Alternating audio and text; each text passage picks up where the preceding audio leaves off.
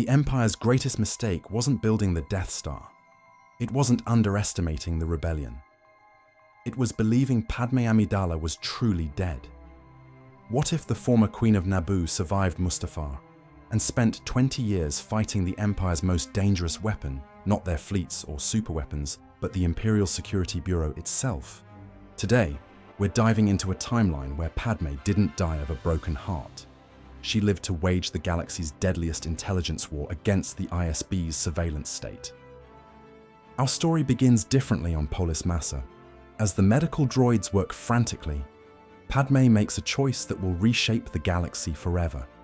Instead of letting despair consume her, she realizes something terrifying.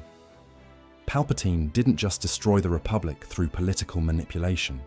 He built a surveillance apparatus that can monitor every communication, track every citizen, and eliminate any threat before it can organize. The medical droid agrees to a desperate plan. Padmé Amidala dies in the official records, but her death creates something the Empire has never faced: a ghost in their own machine. Someone who understands their systems intimately and can use that knowledge to turn their greatest strength against them. While the galaxy mourns Senator Amidala, a mysterious figure begins infiltrating the Imperial Security Bureau itself. This isn't about opposing the Empire, it's about systematically destroying the surveillance network that makes Imperial control possible. The twins become the foundation of an intelligence operation designed to blind the Empire's all-seeing eye. The brilliance of Padmé's plan lies in understanding what traditional rebellion never could. You can't fight the Empire with starfighters and speeches. You have to fight them with their own methods, but better. The ISB controls the galaxy through information and fear. If she can control information better than they can, she can make the Empire tremble. Her first targets aren't Imperial governors or military commanders. They're ISB communication hubs, data centers, and surveillance networks. While other rebels focus on liberating planets, Padme focuses on liberating information. Every ISB facility she compromises gives her access to their methods, their targets, and their personnel files. Using her political connections and knowledge of bureaucratic procedures, she begins the delicate process of mapping the ISB's structure from the inside. Her network doesn't fight against Imperial surveillance. It learns to become Imperial surveillance. False intelligence, planted evidence, and carefully constructed deceptions turn the Empire's greatest strength into a weapon against itself. The early years require extraordinary patience and precision. Every move must appear routine to ISB oversight, while actually serving rebel purposes. Every contact must seem coincidental, while actually being carefully orchestrated. Every piece of intelligence gathered must be obtained without triggering the automated security systems that monitor ISB personnel for suspicious behavior. By the time most people first hear whispers of rebellion, Padme has built something unprecedented: a recruitment network operating on two completely separate levels within the Imperial system itself. Understanding that mixing these operations would doom both, she maintains absolute separation between conscious recruitment and unconscious manipulation. At the conscious level, she recruits former Republic loyalists who know they're joining a rebel intelligence network.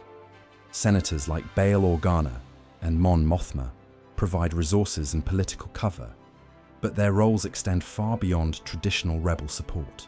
They become intelligence coordinators, using their legitimate governmental positions to access ISB planning documents, monitor Imperial communications, and identify potential targets for recruitment or manipulation. Military officers disgusted with Imperial brutality offer more than tactical expertise. They provide access to Imperial facilities, insight into ISB security procedures, and knowledge of personnel who might be vulnerable to recruitment. These officers often maintain their Imperial positions while secretly serving rebel intelligence, creating a network of assets within the Imperial military structure itself. Civil servants who remember when government served citizens rather than oppressing them become crucial sources of bureaucratic intelligence. They provide knowledge of Imperial administrative procedures, access to personnel files, an understanding of how Imperial systems actually function versus how they're supposed to function according to official documentation.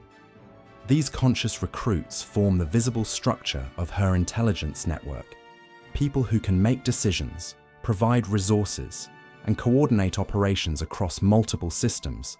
They know the risks and accept them willingly because they understand what they're fighting against. More importantly, they provide the legitimate governmental framework that allows the rebellion to function as an alternative government rather than just a resistance movement. At the unconscious level, her network systematically manipulates ISB personnel who never realize they're being used. Communications technicians receive routine maintenance requests that actually install rebel listening devices, but these requests come through proper Imperial channels with appropriate authorization codes and documentation. Data analysts process modified intelligence reports containing hidden rebel messages alongside legitimate Imperial information, but these modifications are so subtle that they appear to be routine clerical corrections or standard formatting updates. The analysts never realize they're helping to coordinate rebel operations while believing they're performing normal ISB duties. Field agents follow investigation protocols subtly altered to waste time chasing false leads while missing real rebel activities, but these protocol modifications are introduced through official ISB training updates and procedure revisions that appear to come from legitimate Imperial sources. The genius lies in compartmentalization. Conscious rebels never know the identities of manipulated ISB assets, and manipulated personnel never realize their routine work serves rebel purposes. This ensures that discovery of either network cannot compromise the other. Even under interrogation, conscious rebels cannot reveal unconscious assets because they don't know they exist. The twins become crucial to both recruitment streams as they mature, their force training developing alongside practical intelligence skills. Luke's abilities allow him to identify which Imperial personnel can be safely approached for conscious recruitment versus unconscious manipulation, while his behavioral analysis training helps him recognize ISB agents questioning their loyalty versus those remaining fanatically devoted. His recruitment work requires sophisticated cover identities that can withstand ISB scrutiny, learning to completely alter his speech patterns, body language, personal history, and even force signature while using his abilities to sense deception, detect surveillance, and operate in Imperial facilities without triggering automated security systems. Leia's intelligence skills prove essential for managing complex logistics of parallel recruitment operations across hundreds of star systems, combining political science, intelligence methodology, and diplomatic training to coordinate conscious rebels while protecting unconscious assets. Her force-enhanced analytical abilities process vast amounts of intelligence data from both streams, identifying expansion opportunities and patterns conventional analysis might miss, while developing methods to verify source reliability, detect ISB counter-operations targeting rebel networks, and coordinate multi-sector activities without revealing organizational scope. Communication security becomes an art form surpassing anything the ISB developed. The network creates codes within codes, messages hidden in Imperial communications themselves, and information systems using the Empire's own data channels to coordinate rebel activities. ISB codebreakers process rebel intelligence without ever realizing what they're handling. While the Empire focuses on military control, Padme wages information warfare that transforms their surveillance state into a weapon against them. Her network doesn't just avoid ISB detection, it feeds the ISB so much carefully crafted false information that their entire intelligence picture becomes systematically unreliable. The strategy operates on multiple levels simultaneously. At the tactical level, individual ISB operations fail because they're based on false intelligence about rebel locations, activities, and personnel. Raids target empty safe houses that were never actually used by rebels. Surveillance operations monitor individuals who are either completely innocent or deliberately place decoys. Arrests focus on people who possess false information designed to waste ISB interrogation resources. At the strategic level, ISB analysis becomes unreliable because the data they're analyzing has been systematically corrupted by rebel disinformation. Intelligence assessments overestimate rebel strength in some areas while completely missing actual rebel activities in others. Threat evaluations focus on manufactured conspiracies while ignoring real rebel operations. Resource allocation decisions are based on false priorities that serve rebel interests, rather than imperial security. At the systemic level, the ISB's fundamental understanding of how rebellion operates becomes distorted by carefully planted false assumptions. They develop counterinsurgency strategies based on rebel capabilities that don't exist while remaining vulnerable to rebel methods they don't understand. Their training programs teach techniques for fighting enemies who operate differently than actual rebels. Data manipulation becomes the crucial battleground. The network's computer specialists don't just steal Imperial information. They alter it in ways so subtle that ISB analysts never realize their databases have been compromised. Surveillance reports show rebel activities in empty systems while hiding actual operations in supposedly secure areas.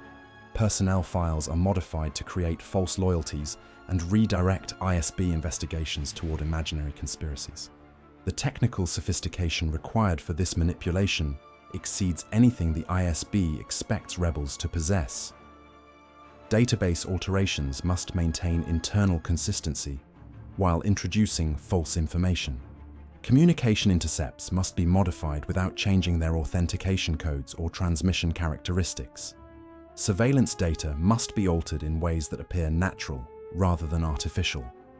Communication interception reaches levels exceeding ISB capabilities. Instead of hiding rebel messages from Imperial surveillance, the network hides them inside Imperial surveillance systems. Rebel communications travel through ISB channels disguised as routine intelligence reports.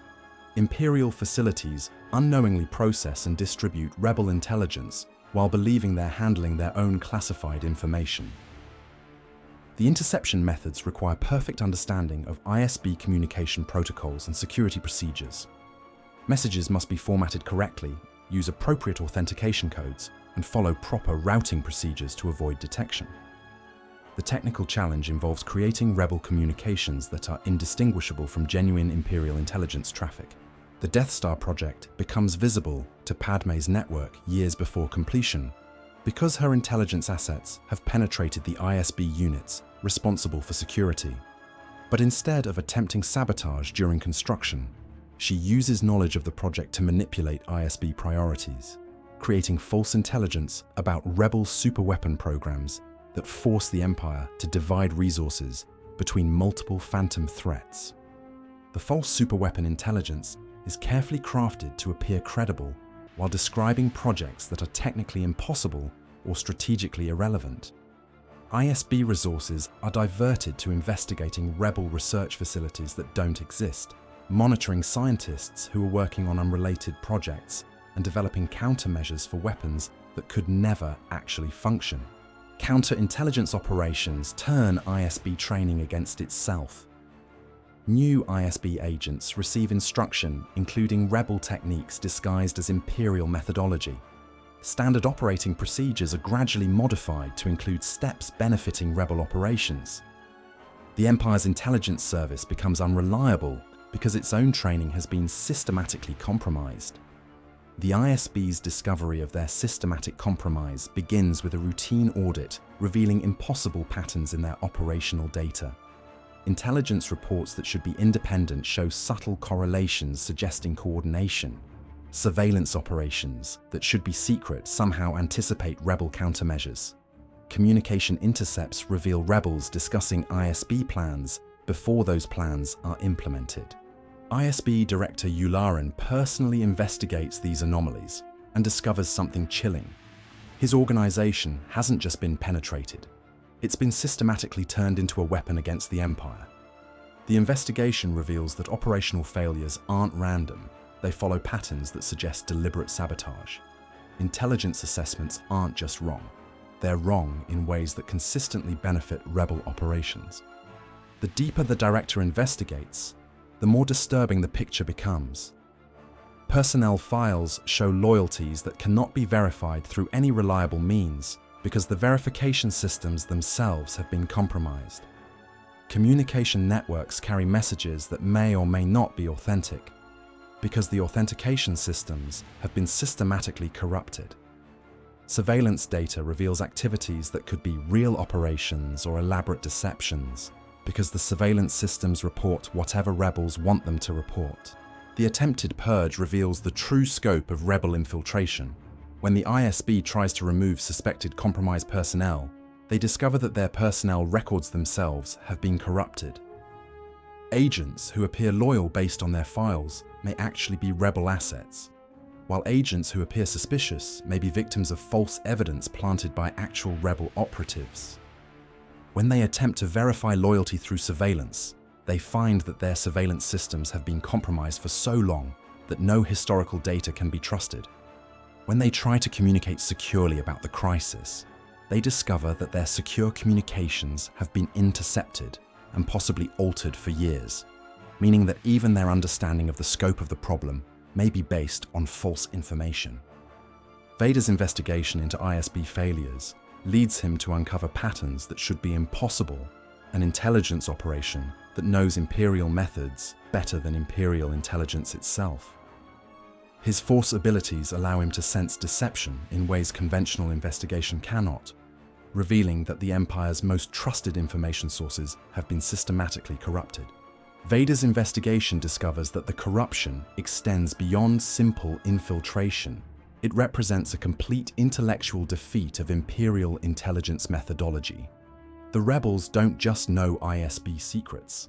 They understand ISB thinking better than ISB analysts understand it themselves. They can predict ISB responses, manipulate ISB decisions, and control ISB operations, while remaining completely invisible to ISB detection methods. The collapse accelerates as Imperial commanders lose confidence in ISB intelligence. Military operations fail because they're based on false information about rebel capabilities and locations. Commanders who follow ISB guidance find themselves walking into rebel ambushes or attacking empty positions. Strategic planning becomes impossible because the intelligence foundation for all decisions has been systematically corrupted. Political decisions backfire because they're based on corrupted analysis of local conditions. Imperial governors implement policies based on false intelligence that create exactly the problems the Empire fears most. Economic policies collapse because surveillance data about trade and production has been systematically falsified to hide rebel economic activities while exaggerating Imperial economic strength. Systems throughout the galaxy begin questioning Imperial governance as ISB failures compound. Local administrators discover that their intelligence briefings contain information contradicting observable reality. Citizens notice that Imperial security predictions consistently fail to materialize, while unexpected threats repeatedly emerge without warning. The Emperor's response demonstrates how completely his control depends on reliable intelligence. His attempts to rebuild ISB credibility only reveal that rebel penetration extends to the highest levels of Imperial government. Every effort to verify information reveals new layers of deception. Every attempt to secure communications discovers additional compromises that have existed for years. The Empire's transformation from surveillance state to blind giant creates cascade failures throughout Imperial territory. Military forces cannot coordinate operations because they cannot trust their intelligence. Administrative systems break down because officials cannot verify information needed to make decisions. Economic management becomes impossible because surveillance data about production and trade is systematically unreliable. Imperial governors find themselves administering territories they cannot understand because their information sources have been corrupted, with some declaring independence not out of rebellion, but because they can no longer receive reliable instructions from Imperial command, while others implement policies based on false intelligence that create exactly the problems the Empire fears most. The military situation deteriorates rapidly as commanders lose confidence in intelligence support, with battle plans consistently failing and supply operations disrupted because logistical planning relies on false data about rebel capabilities. Economic systems collapse as administrators make decisions based on corrupted data. Trade policies fail due to false commerce information. Tax collection becomes inefficient because surveillance data has been systematically falsified, and resource allocation decisions unknowingly serve rebel interests rather than imperial needs. The twins emerge as leaders of a transition proceeding more smoothly than anyone expected. Luke's force abilities and intelligence training make him an ideal coordinator for the complex process of replacing imperial systems with functional alternatives. His work involves not just military leadership, but the careful coordination of intelligence networks, communication systems, and administrative procedures that can govern liberated territories effectively. Leia's analytical skills and operational experience allow her to manage the logistics of transitioning hundreds of systems from imperial to rebel governance. Her work requires synthesizing vast amounts of intelligence data, coordinating activities across multiple sectors, and maintaining operational security that protects rebel networks during the vulnerable transition period. The rebel network doesn't need to build new governments after imperial collapse. They simply reveal systems that have been operating more effectively than imperial administration for years. Intelligence networks that carried rebel communications become official government channels. Administrative procedures that were secretly modified to benefit rebel operations become standard governmental practice.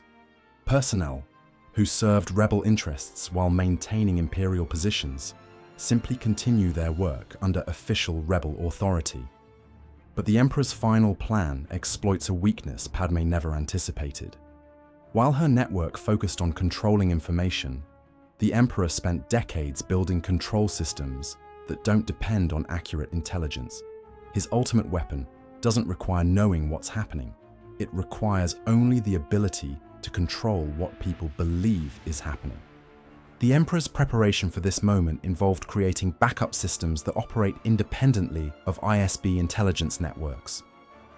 These systems were designed to function even if all Imperial intelligence capabilities were completely compromised. They don't gather information, they control it directly at the source by manipulating the technological infrastructure that processes and transmits all galactic communications. Deep within the Imperial Palace, the Emperor's fingers dance across a console that has remained hidden for 2 decades. While Padme systematically dismantled his surveillance network, he was preparing something far more insidious.